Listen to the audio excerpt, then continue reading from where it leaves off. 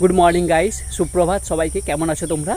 আমি ভালোই আছি। তোমরা কেমন আছো সেটা কমেন্টে অবশ্যই জানিও। আর আজ তোমাদের আমি একটা দেখাবো যে মা বললো যে কাঁঠালগুলো কাটবো।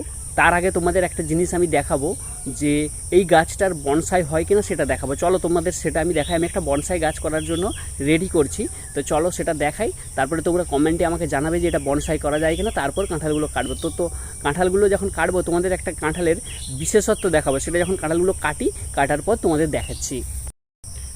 এই যে গাছটা দেখো, এই গাছটা হচ্ছে একটা বট গাছ। তো বট গাছটা আমি রেডি করেছি। তো এই গাছটা প্রায় 2 বছরের গাছ। এই গাছটাতে বনসাই হবে কি না তোমরা অবশ্যই কমেন্টে কিন্তু আমাকে জানিও।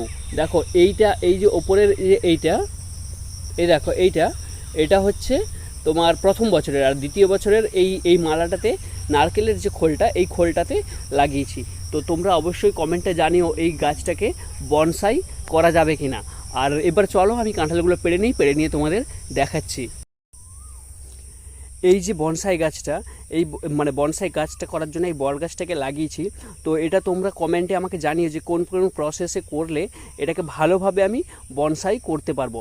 আর যেহেতু প্রথম ট্রাই করছি, তাই তোমরা অবশ্যই কমেন্টে জানিও। এই যে কাঁঠালগুলো দেখছো, দেখো কাঁঠালগুলো বেশ বড় সাইজের। পোকা লেগে গেছে ঠিকই, কিন্তু তবুও বড় সাইজের। দুটো কাঁঠাল বড়। আর এই যে কাঁঠালটা দেখো, এই একসঙ্গে জোড়া কাঁঠাল।